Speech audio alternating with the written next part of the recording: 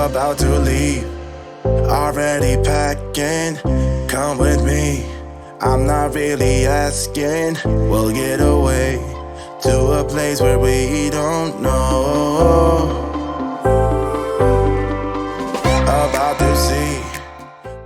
Get anyone to take immediate action in any situation. You are about to hear that by following a simple formula that uses 6 different psychological tactics, you can motivate anyone to take action anytime. This powerful strategy about to be outlined virtually guarantees cooperation from anyone in just about any situation. 1. Limit options. The first thing you want to do is narrow someone's options before you present them to them. Conventional wisdom suggests that with more options, he is sure to find something that he likes and that this will motivate him to take action. The opposite is true. If what you want him to do has numerous alternatives, he will be less likely to choose any of them. Nobody enjoys being wrong, and we don't like to second-guess ourselves. Fewer choices mean that he will make a decision faster and be less likely to dwell on it afterward. There is a well-known furniture chain that holds on to every customer order for 72 hours before putting it through to the home office. Why? Because it found that over 60% of people within 3 days of a major purchase will come back to change their mind about the color, a fabric, or the design. With too many choices, most people freeze and take forever to decide, and once they do make a decision, their brain often churns with, "Did I make the right choice?"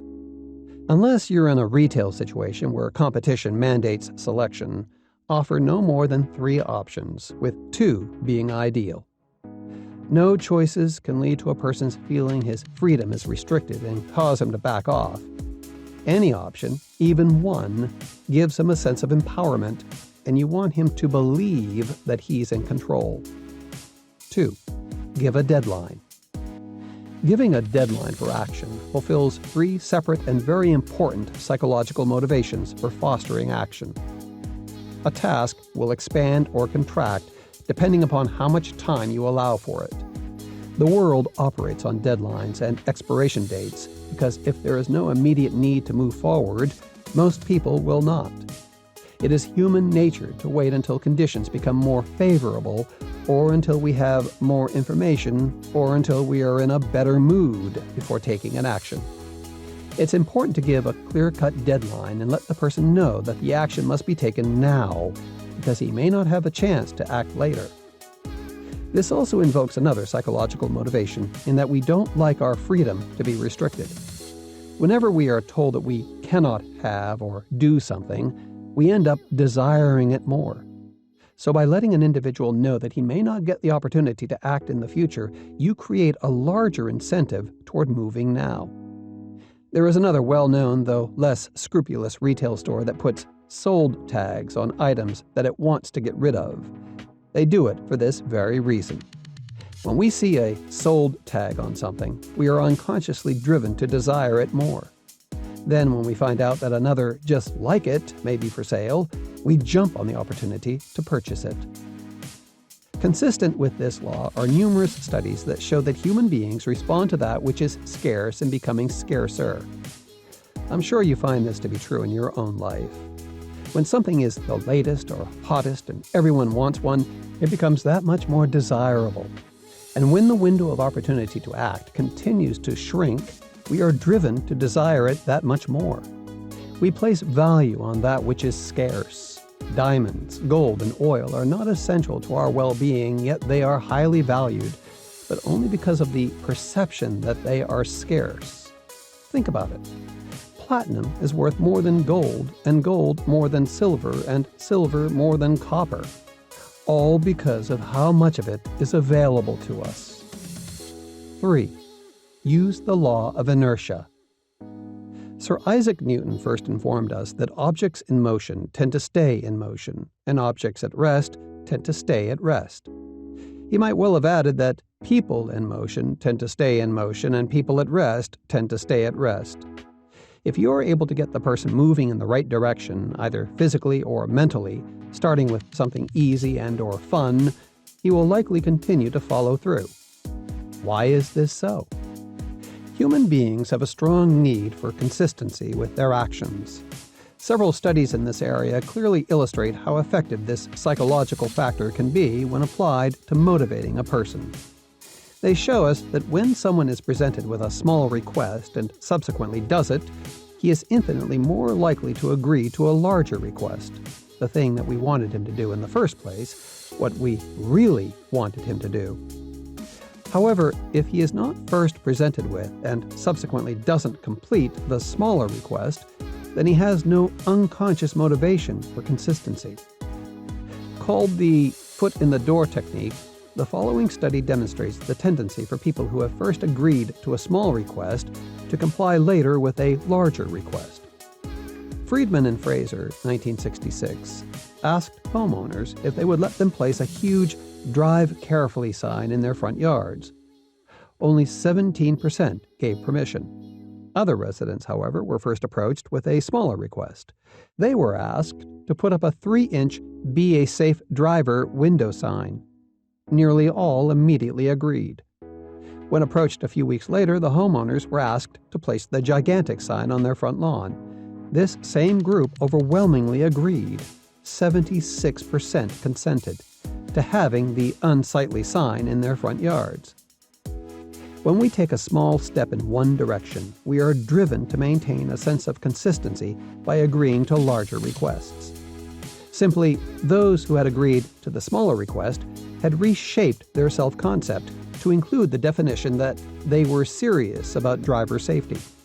Therefore, agreeing to the larger request was just doing something for a cause that they already and firmly believed in.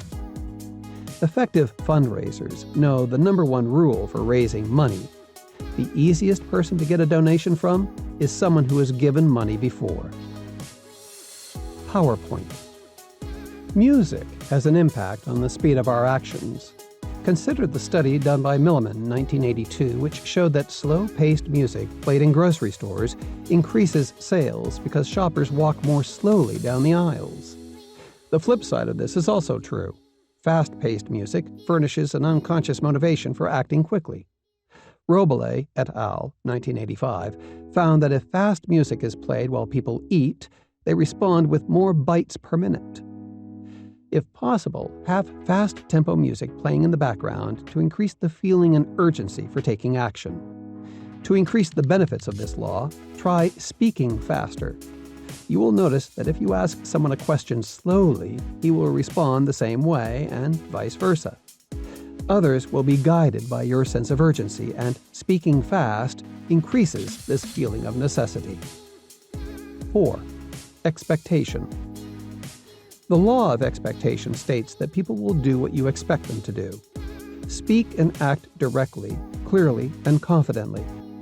Also, take the appropriate corresponding physical action.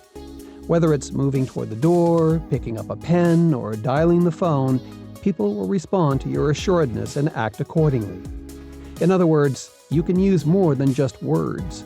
Use your actions as well to spark action. If, for example, you want someone to follow you, literally, begin walking without looking back to make sure he's coming. Your words and actions must convey confidence and expectation that the person will comply. 5. Processing information. It is crucial to this process to know how people process information. The good news is that we all do it in the same way. In my book, Never Be Lied to Again, I talked about this concept and how it gives us a dramatic insight into human behavior. Remember before when we spoke about starting with something easy and simple to enact the law of inertia? Well, let's take a look at another application of this process. When it comes to doing something that we like, we do what's called single tasking. When we think about things we don't want to do, we do what's called multitasking. What does this all mean? Well, if you have to pay your bills but never feel like doing it, what are the thought processes you might go through? You think, I've got to get all of the bills together and organize them into different piles. Get out my checkbook, stamps, and envelopes, address each letter, write out the check, balance the checkbook, and so on. When it comes to doing something you enjoy doing, you internalize the steps in larger groups. For example, if you enjoy cooking, the steps might be go to the store and come home and make dinner. If you hated to cook, everything from waiting online at the supermarket to cleaning the dishes afterward would enter into the equation. Fine. But what's the practical use of this? Well, if you want someone to take immediate action, you're going to show him that it's simple and easy. If you want to discourage a behavior, you need only stretch out the number of steps into a long, boring, and arduous process. It's the same event, but depending upon how it's internalized, you'll generate a completely different attitude toward it. 6. Additional incentive. But wait, that's not all. How many times have you heard this familiar phrase at the end of a commercial or late-night infomercial? The add-on is a highly effective tool for generating action, whether on TV, in person, or on the phone. So use it. It's estimated that the use of this technique increases the response rate from these programs by as much as 35%. It gives the person an extra benefit for acting, and the most fascinating thing is that it almost doesn't matter what it is. Once you've presented your request by employing the tactics before, use an add-on. It can be any small additional benefit that the person gets for taking action now. For example, we can get ice cream. I'll have a loaner car for you. We'll go to dinner afterward, etc. You'll be amazed at how efficient this psychological tool can be. PowerPoint. The language that you use can also invoke the law of inertia. Seemingly innocuous words such as, while, and during are such powerful motivators that they are often used in hypnosis. Remember that when a person is already in motion, either in thought or physically, it's easier for him to continue. For example, if you want compliance, you're better off saying something such as, "While we're out, let's go by Jim's house, okay?" Instead of, "When we go out, do you want to stop in and see Jim?" Do you hear how easily the first sentence flows with the idea of seeing Jim? Strategy review. Narrow a person's options to avoid extensive deliberation. Fewer choices mean that he will make a decision faster and be less likely to dwell on it afterward. Give a deadline for taking action. A deadline restricts freedom and increases our desire to gain what is rare and becoming scarcer. This greatly motivates us to move forward and to take immediate action. Engage the law of consistency by first having an individual commit to a smaller request. When we take a small step in one direction, we are driven to maintain a sense of consistency by agreeing to larger requests. Use your words and your actions to engage the law of expectation. Maximize the law of inertia by reducing what you want a person to do to simple, easy-to-follow steps to get him to begin moving in the right direction. Offer any small additional benefit for taking action now. This will significantly increase your chances of gaining compliance. Keep in mind that the number one psychological rule that determines if someone will do something for you or even with you is that she must, to some extent, like you, and, preferably, trust you. So listen to Chapter 1, Get Anyone to Like You, every time, in order to round out your psychological strategy for this section.